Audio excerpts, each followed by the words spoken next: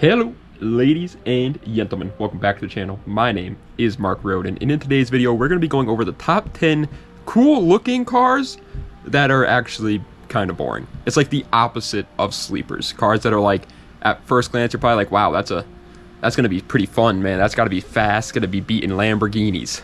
And then once you start to learn more about cars and get into the car community, you realize, okay, that thing kind of sucks. Now, I want to make it abundantly clear, this is just in my opinion, man. If you own one of these cars and you enjoy the car, that's all that matters, dude. And I'm not trying to bash on you or whatever. There are a lot of cars out there that are not the smartest purchases that I want to buy, okay? There are some cars on this list that I want to buy, all right? Like, I still like them, some of them. They're just cars that I think are a little bit boringer than they should be. But either way, movie of the day is Land of Bad. It is a military movie, a military shooter. No real, like, smart plot or whatever. They just go in there and start blasting fools. But I love movies like that sometimes, man. They are absolute peak. Now, nothing will ever beat, like, Saving Private Ryan or, like, Black Hawk Down, but this is a close one. This is a pretty good, like, modern military shooter. I like the military movies. But without further ado, let's go right into it with number 10. Today we're keeping it kind of short, going back to the roots, man, doing a top 10 list. I feel like recently we've been doing, like, top 25s and doing long videos, and some people don't want to watch a whole long video, so today we're going to keep it kind of short with number 10. Oh, and by the way, we are absolutely going to do the reverse of this. The cool top 10 boring looking cars are actually pretty cool, but we'll do that one after this one. We're probably gonna do that one for under 5K as well. I think that would be a good idea. We'll do that one with a budget. This one we're not gonna do it with a budget though. Coming in at the number 10 spot is the Toyota Celica 7th generation. Yeah, I've glazed the 7th gen Celica on this channel before because I think people hate on it too much, and I stand by that.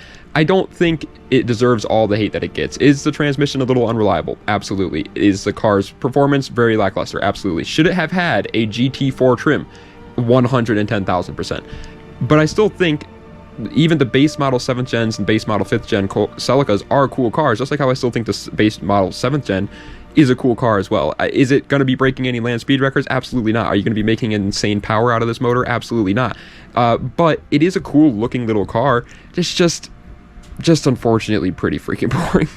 Coming in at 9th place is another car that I've actually multiple times said I think is underrated.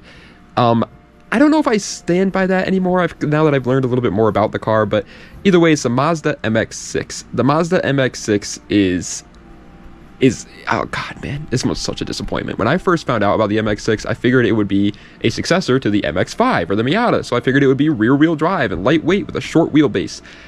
But it wasn't. It is completely the opposite of that. It's front-wheel drive with a pretty long wheelbase for its time. Nowadays, it's obviously pretty short, but and it's not light, really. It's really unfortunate. The car also only makes like 160 horsepower. It's got a V6, so it's very unreliable and can't make a lot of power either if you try to tune it up. It is unfortunately just not a fun car, and is especially in the sense of, like, there are front-wheel drive cars that are fun. Like, I think my Integra is pretty fun, but that's because it's so lightweight. It's a driver's car. But this is just not one of those.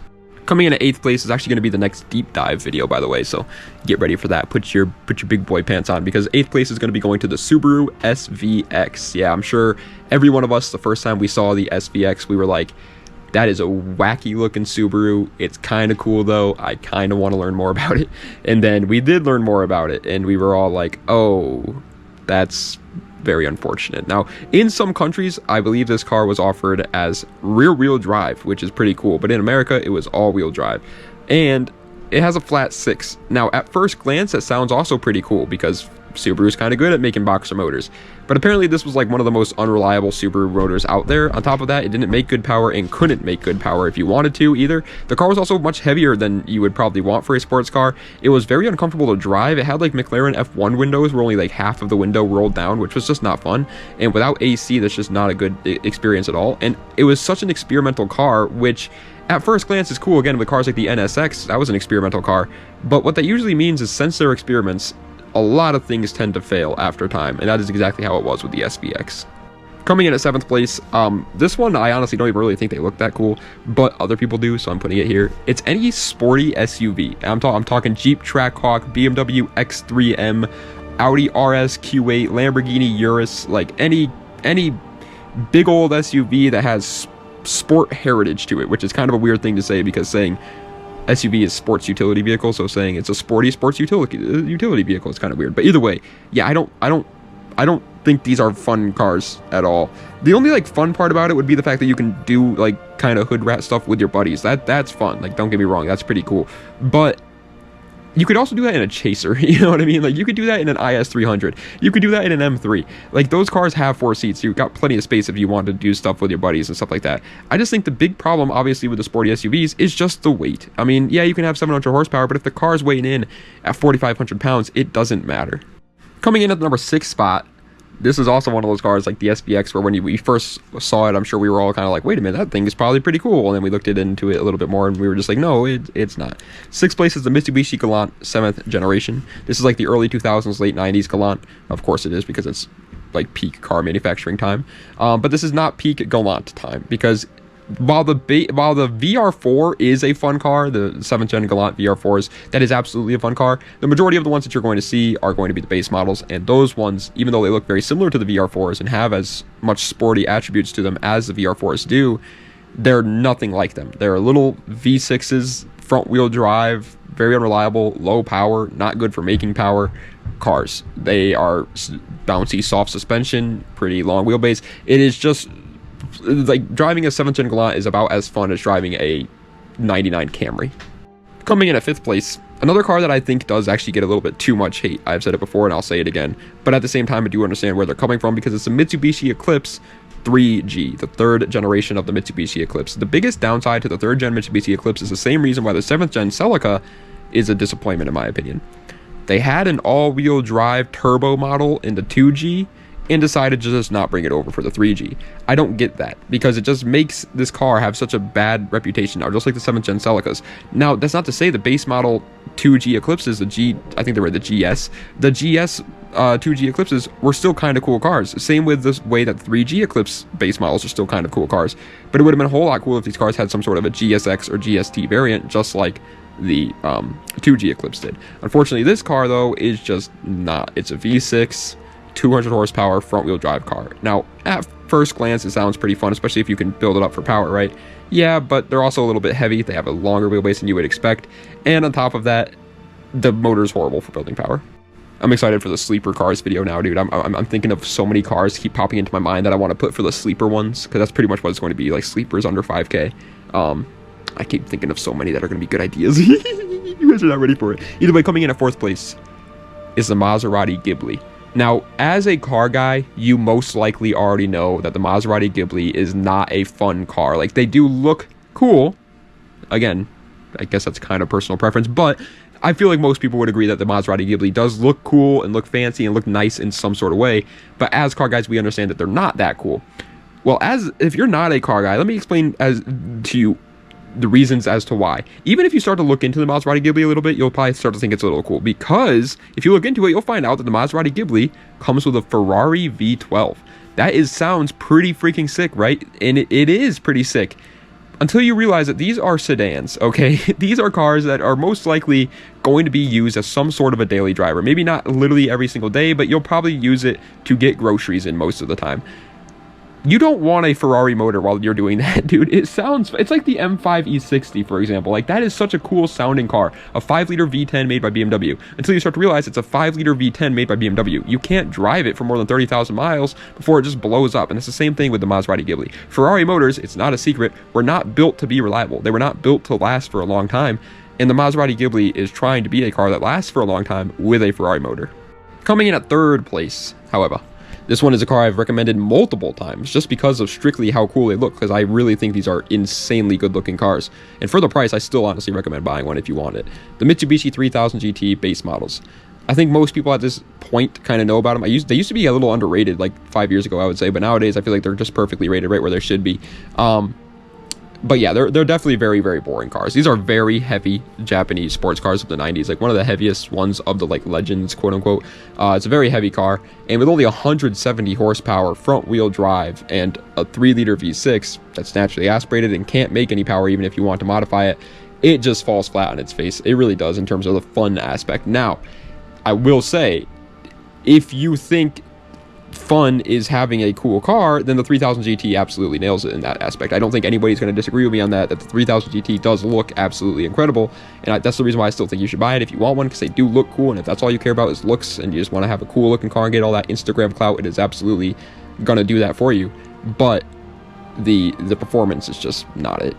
And coming in at 2nd place, this is like the most average common one, I would say, like the most recent disappointing car that looks cool, and then you start to learn about it and you're like, wow, that's just sad, because it's a Dodge Charger Daytona EV. The fact that they even named this thing the Daytona is just a disgrace. They might as well have came out and just left a Cleveland, not even Cleveland steamer, I don't know, I think that's when you poop on someone's chest, left an upper decker in my toilet, because it is just, it is an actual disgrace to the original Daytona. They could have just called it the Dodge Charger EV and we would have been fine. But either way, for those who don't know, it's a really, honestly, cool looking Dodge Charger at first glance, and then you start to learn about the fact that it's got like no grills, no vents or anything to make it like aggressive looking.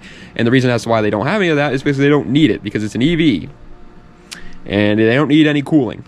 And so now it's just not cool at all. On top of all of that, it has fake exhaust sounds. If that's not the most boring thing I've ever heard in my entire life, I don't know what is. That is a dystopian future. That is Wall-E, but right now. Like, how is that even, how do people buy that? I don't get how anyone has bought the Dodge Charger Daytona EV. I don't understand that. It is miraculous to me. Honorable mention, because I still think it's obviously going to be pretty fun, just not compared to the other cars in its line, the Mazda Miata ND. I've said it before and I'll say it again. I think the ND is one of my favorite Miatas ever in terms of looks. I think it is absolutely gorgeous. It is a gorgeous looking car. But when you compare them to the other Miatas, it doesn't have that same feel, or so I've heard. It's a little bit heavier than the NAs and the NBs, but that's to be expected. It's such a newer car. And honestly, for how new it is compared to those cars, it actually isn't as heavy as you would think. I think it's only weighing in at like 2,400, 2,500 pounds, which it's pretty much a 400 to 300 pound weight gain in 25 years. Like, that's really impressive, honestly. But either way, why is it here? Why do I think it's quote unquote boring, even though it's still a lightweight sports car that nails exactly what the Miata is trying to go for? It's just not as raw. Everything nowadays is just like trying to hold your hand, whereas you hop in an NA Miata, you hop in an NB Miata, you are connected with the road. You feel like you're genuinely driving a go-kart. And the ND Miata, while it is performance-wise a better option than the NA or NB, it doesn't have that same feel. But coming in at first place, it's the most obvious one, man. When you think of cool looking cars that are just such a freaking disappointment under the hood, I feel like everybody thinks of the BMW i8. Now, I'm a BMW fanboy. You guys know that. I'm a big downpipe and tune broccoli hair kid. But I'll admit it, man. The i8 is just a disappointment. In terms of looks, gorgeous car. Plain and simple, gorgeous car. I don't think anybody's going to disagree on that. If you show a BMW i8 to the average person that doesn't know anything about cars and you're like, is this a cool car? They're going to be like, absolutely, yeah, that's a freaking sick car. It's like a supercar. But performance-wise, it is just could not be any further from the truth. For those who don't know, this is a small little inline 3 hybrid motor. Now, I guess performance-wise, it does make up, the hybrid motor does make up for most of that power, and it makes, I think, around like 400 horsepower, so it's fine, I guess, but that's not what this car is supposed to be at all. I mean, even 400 horsepower is not that much when you consider the fact that at the time, the BMW M3 E92 was making more power than this, and that's like their base M car, you know what I mean? Like, the M5 is always making more power. The M8, which wasn't being made at the time, but it usually makes more power, and the M6 is clearly making more power than the M3s almost every single time. And the M3 was making more power than this car, and this was supposed to be their like supercar. It's just miraculous. And on top of all that, even if it was making more power than the M3s or the M5s or M6s, and it was a very high performance car, it's still a hybrid. Now, most people would have been able to get over that a little bit if it was making the power, because you can kind of tell with cars like the Porsche 918, but I still think it would have been a little bit of a disappointment, even if it was actually fast, but it wasn't. It was slow. It was not cool at all. An inline 3 hybrid motor from BMW is not cool, and the only thing good about it was the fact it looked nice. But ladies and gentlemen, that is the end of today's video of the top 10 cool looking cars that are actually pretty boring. I hope you guys enjoyed. If you did, please be sure to like, comment, and subscribe to the channel for more content just like these. Let me know what reviews you'd like to see in the comment section down below. Check the links in the description for any of my other social medias or any of my other YouTube channels or any of that great mumbo jumbo, and I will be leaving a comment down below with my new YouTube channel where I'll be using it to play new games. That's right, we're using that channel to play new video games and just try them out because I want to, and I don't care what anybody says. Gosh darn, it's gonna be no editing, no upload schedule, nothing on that channel. It's just gonna be for fun, and yeah, if you guys are interested in checking it out, it'll be in the comment section down below. But either way, like I said, guys, next video will most likely be the opposite of this, the top 10 pretty much sleeper cars, the top 10 boring looking cars that are actually pretty cool and fun to drive. So I hope you guys are excited for that, but we're gonna do that with a budget. Like I said, probably gonna do $5,000 budget range on that one. What was I gonna, oh yeah, did you guys like the length of this video? I feel like, again, recently I feel like all my videos have been super long, I feel like they've been like 20 to 25 minutes long each. And so today I was like, let's just do a regular old top 10. We haven't done just a regular top 10 in quite some time. We've always do like either 15 or 20 or 25. So let's just do top 10 and keep it short. Maybe the, you know, shorter attention span generation of today would appreciate it. So that's what we decided to do here. So I hope you guys enjoyed it. But either way, that is going to be the end of today's video. I feel like I'm forgetting to say something.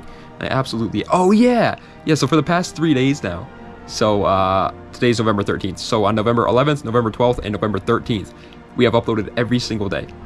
I'm trying, man. I'm trying to lock in, man. I want to upload every day from here on out, and no matter what there is about it, I'm just going to get it done, you know, upload every single freaking day, and see what you guys think about that, and see if it works for views, if you guys appreciate it. I want to lock in, man. I want to drive Lambos in Miami. Not really. I'd rather drive a Lambo where I live, but I want to drive Lambos, okay? I want to drive freaking Lexus IS 300s. Now I know I could probably afford one of those right now, but I want to drive them without having to worry about if anything breaks on them. Gosh darn it! I want to buy an M5 V60 and not have to worry about if the V10 blows up in 2 seconds. It probably will, but I want to be able to not worry about that. Okay, and so I was like, why don't I lock in? You know, why don't I got a YouTube channel. I got a very nice supportive audience that watch me. No matter, I can make a video ranking all my teeth, and you guys would probably watch it. But I just don't, I always get so lazy, man. I get so freaking lazy, and it's because of my ADHD. My mind starts racing all over the place. I can't focus on one thing, and I just start to get all crazy. But today I'm trying to lock in recently, and so let me know if you guys are appreciating it, if you think it's a good idea, if you think it's a bad idea, if the video quality's gone down since I've been trying to upload every day, or if you think it's fine, whatever. Just let me know what you guys are thinking. But anyways, thank you guys so much for watching. I appreciate it. On the Giggity Plays channel, which is, it's called Giggity Plays because I have a gaming channel named Giggity. It's a whole thing. But on that channel, I think the next video that we're gonna do of like the playing a game for the first time is going to be Dying Light. I got it downloaded. And I kind of want to try it. Everybody's always like, it seems like a type of game I would like. I really like that game Dead Island all the way back in the day. And so I want to try Dying Light out. I feel like it'd be really fun. So I think that's going to be the next game that we try out on that channel. So if you guys are interested, go check it out. But anyways, thank you guys so much for watching. I appreciate it. Das Vidania, and have a nice night.